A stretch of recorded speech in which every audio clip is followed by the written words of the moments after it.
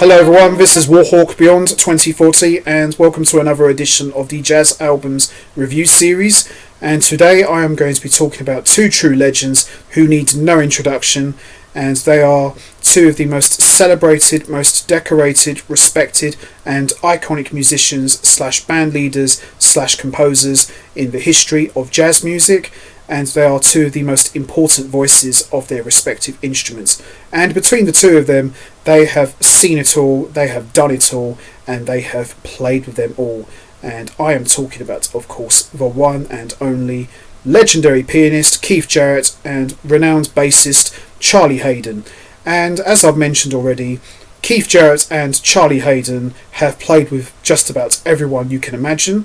Keith Jarrett has played with the Jazz Messengers, Bob Moses, Marion Williams, Paul Motian, Freddie Hubbard, Charles Lloyd, and of course the legendary Miles Davis. Charlie Haden, he has played with Lee Konitz, Brad Meldew, Alice Coltrane, John Coltrane, Pat Metheny, Tom Harrell, Jim Hall, James Cotton, Fred Hirsch, Paul Bley, Egberto Gismonti, and of course he was a member of the legendary Ornette-Coleman Quartet.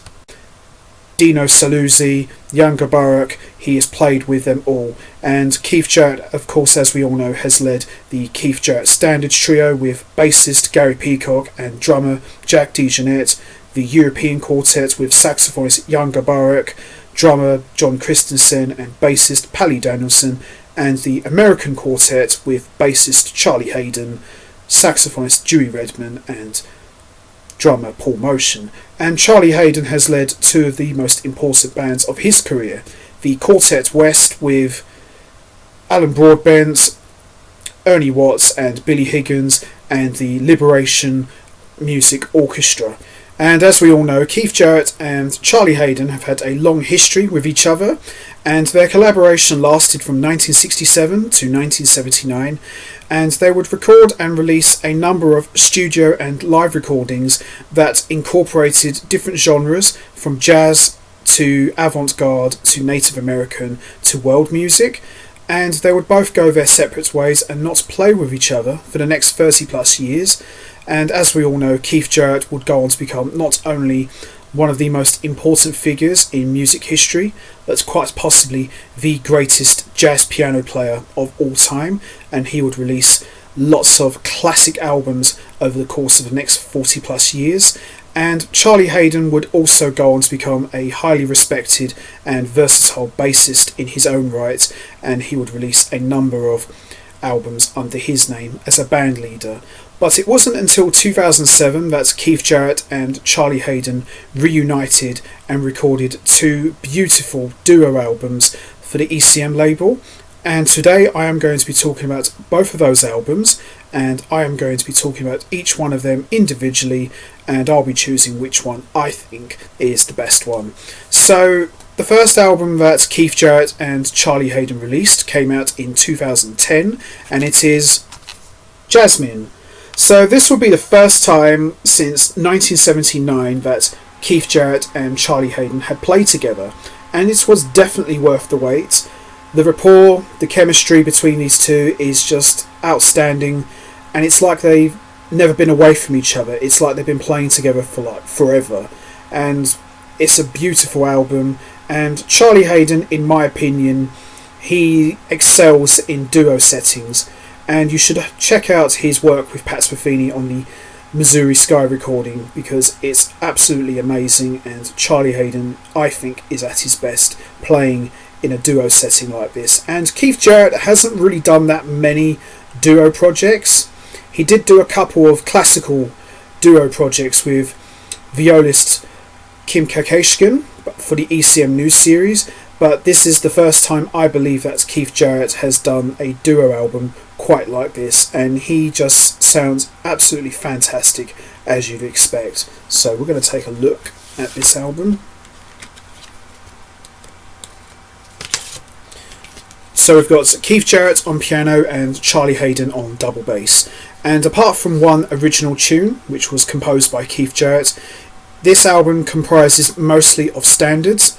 So we've got For All We Know by J. Fred Coots and Samuel M. Lewis, Where Can I Go Without You by Peggy Lee and Victor Young, No Moon at All by Red Evans and David A. Mann, One Day I'll Fly Away by Joe Sample and Will Jennings, Intro by Keith Jarrett, I'm Gonna Laugh You Right Out of My Life by Cy Coleman and Joseph McCarthy, Body and Soul by Johnny Green and Edward Heyman, Fred Eighton and Robert Sauer, Goodbye by Gordon Jenkins, and Don't Ever Leave Me by Jerome Kern and Oscar Hammerstein. So there you have all the compositions and all the credits.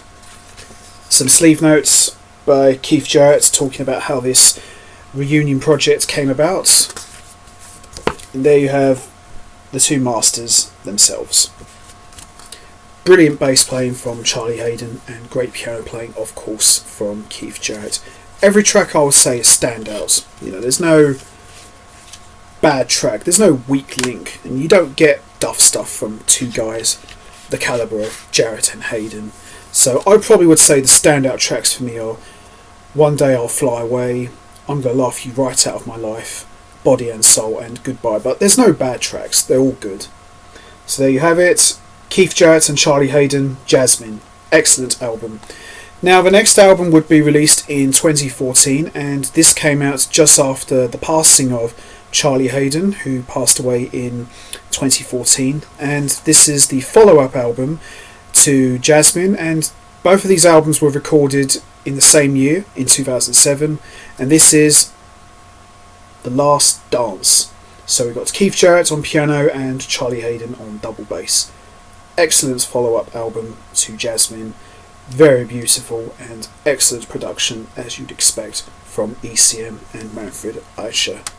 So we're just going to take a quick look.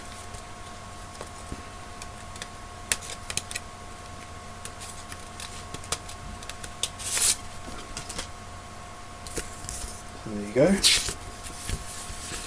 Not much here compared to the last album, but there's all the compositions. So we got mostly standards, as opposed to the first album, which had one original. So this is comprised of mostly standards. So we've got My Old Flame by Arthur Johnston and Sam Coslow, My Ship by Kurt Welly and Ira Gershwin, Round Midnights by Thelonious Monk and Cootie Williams, Dance of the Infidels by Bud Powell, It Might As Well Be Spring by Richard Rodgers and Oscar Hammerstein, Everything Happens to Me by Thomas Adair and Matt Dennis, Where Can I Go Without You, Every Time We Say Goodbye by Cole Porter, Goodbye, which is an alternate take from Jasmine by Gordon Jenkins. Again, all great tracks from start to finish, no duff tracks in sight. I would probably say My Old Flame, My Ship, Round Midnight and It Might As Well Be Spring are probably my favourite standout tracks, but there's no duff tracks in sight. So there you have it. Keith Jarrett and Charlie Haden, Last Dance. So the question would be now, which of these two amazing duo albums do I think is the best? They're both good, but I would go with Jasmine, simply because this was the first one that Keith Jarrett and Charlie Haden had done together in many, many years, and it's a beautiful album. Last Dance is equally as good, but I'm going with Jasmine. It's a classic, in my opinion. And hopefully we'll see another duo album get released on ECM from that session, because Keith Jarrett and Charlie Haden just bring out the best in each other, and what can you say? They're two legends, and it doesn't get any better than them.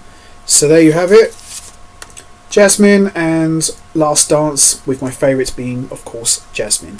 So, which of these two duo albums was your favourite? Jasmine or Last Dance?